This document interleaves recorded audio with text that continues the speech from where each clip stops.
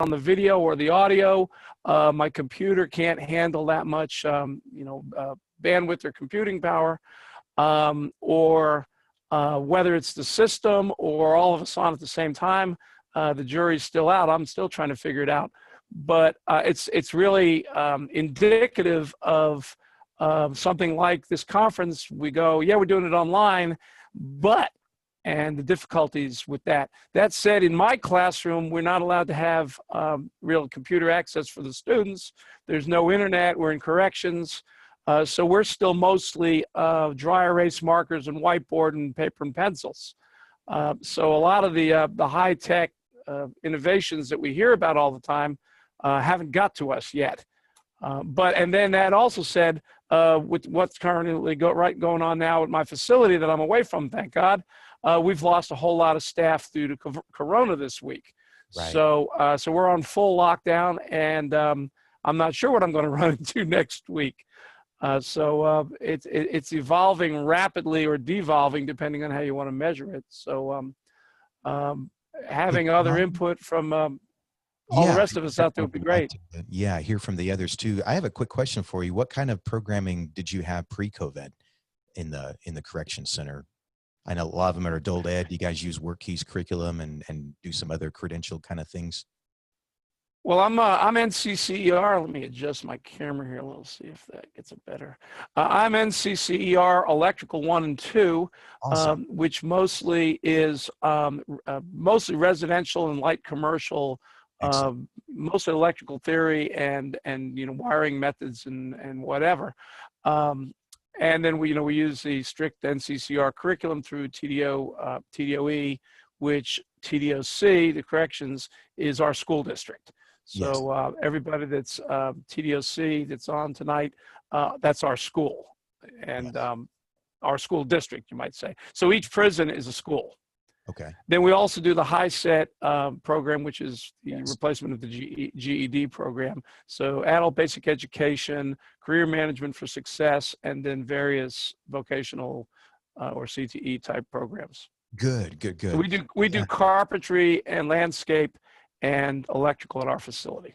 Excellent. That's great. I'm glad to hear that. I'm not as familiar with corrections in Tennessee. I work with about 30 states, but there are some amazing efforts going on in the correction system right now. And our WorkKeys curriculum that was 100% online in the past, ACT actually made some recent changes where we can now produce that as a paper-based curriculum resource. So if that's something that you'd be interested in getting connected with, we're happy to help you there as well.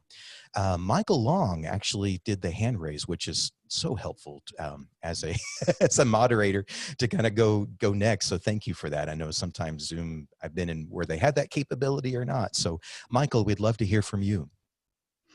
Yes, sir. I am a plumbing instructor at Trousdale Turner Correctional Institute, and you were talking earlier about the infrastructure and natural disasters and everything, and I just so happened to be a member of the Southern Baptist Disaster Relief, and we went into New Orleans after Katrina was over.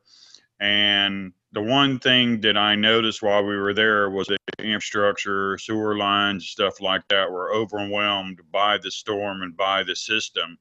A lot of things now, especially in plumbing, are going to a more modern outlook, as faucets that you can talk to, low flow toilets and stuff like that.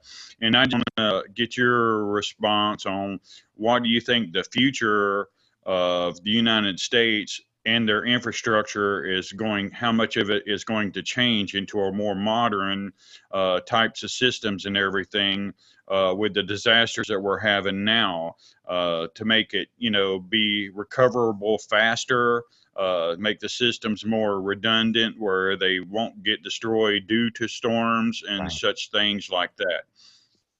Thank you. That's a great question. And I'm going to speak a little bit from our experience in Missouri's recovery. I know a lot of that was driven by a lot of code revisions that we had after our we had an EF5 tornado that blew through here in 2011. And I suspect there are a number of code revisions, and you probably know way more than that than I do, actually. But it seemed like that drove a lot of those improvements. But where we kind of can tie this back to, and that really gets back to the changing skill requirements. I mean, you bring up a great example of the repair of infrastructure. And I know this current administration had prioritized infrastructure and had kind of been in and out, as far as the commitment to actually launch some infrastructure programs. And hopefully we'll see some of that as part of the 2020 kind of economic recovery, regardless of which administration is going to have this in 2021, right?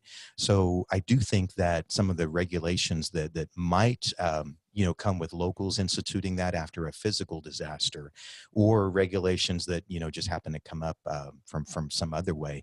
What the big piece here, and kind of bringing this home for the rest of the audience, is these are changing skill requirements. So Michael kind of talks about what that occupational group is going to experience.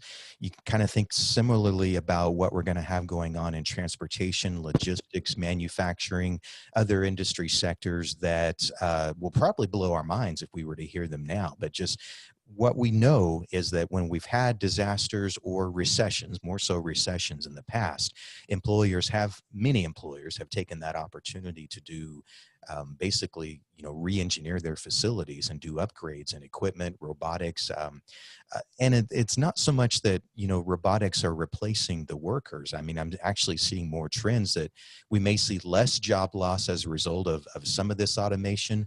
But what we do know for certain is that these shifts do require changes in the skills that our job candidates and our students are going to be bringing into this work. And so that's another example why it's super helpful in the CTE environment if you can have your curriculum profiled, if you will, to specific work keys levels, and that can be done both on entry and exit. And then thinking about the employer situations where some of these are going to happen. We have a fella, I think in Illinois, that we work with quite a bit, and he's got quite a bit of experience in actually working with municipalities and doing this very same work that we're describing, being able to profile those positions, and then it really fast tracking their recruitment into that work, and then more results, more productivity, better retention of these workers along the way as well. So yeah, thank you, Michael. That's a great point. I do think we'll see those infrastructure changes for several different reasons, public policy and just the necessity that happens with building codes and the like. But that brings it back to importance for all of us in terms of some of the upgrades that we're going to be making internally. What are these new skill requirements? How are we going to measure that? And then ultimately, how are we going to remediate that gap? So again, very helpful content. Thank you for John and Michael both. We have one more question and a few quick minutes here that we can probably squeeze in a couple of more responses. That third question, what learning activities were most useful during the pandemic and the rest of 2020? And how do we scale these up for the future? So in short, what's working and what do we need to kind of, give a spotlight to or expand as far as what was working and what was successful? Does anyone have any best practices that are kind of unique and a little off the beaten path that we want to consider?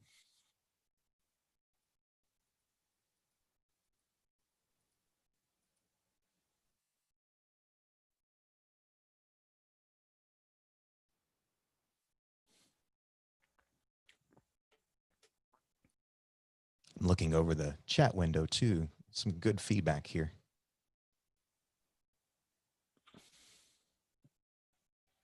Yeah, Eric, I don't know that question specifically for Tennessee's DOE, but I do certainly could recommend, I probably read this for the benefit of the rest of the crew. Eric Reynolds had put in the chat, moving ahead, is there a threshold that the State Department will be looking for that will mark cause for additional implementation a strictly online classroom? Is there any precedent, or is this uncharted territory? Kind of answering from that national perspective, yes, on the uncharted territory, but I'm not going to know specifically about any of those other issues from the State Department. Is there anyone on the line that wants to have any feedback on that particular issue that Eric raised? We've got a few minutes left here before the top of the hour.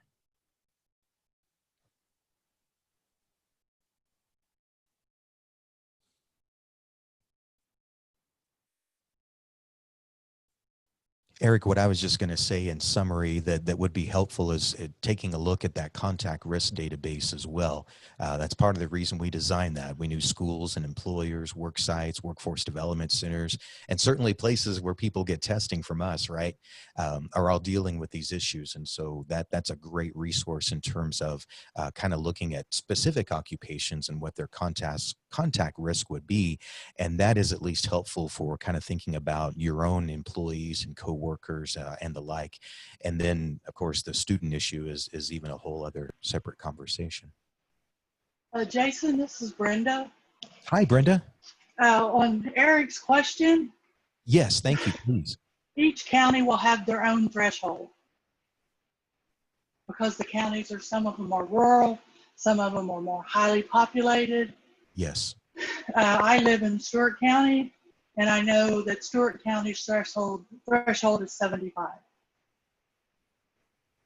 So the state sets like a category of thresholds, or is it basically up to the counties to, like, a health department determines that, or where do CTEs go to kind of find who's in charge of that? I was at a school board meeting last night. Gotcha. Okay. And so that was announced. That was what our local school board, they announced last night, because they had to approve a new school calendar. We're not opening now until August 31st. Right.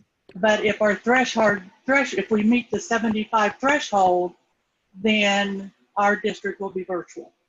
Okay. That is helpful to know. Thank you, Brenda. That is very helpful.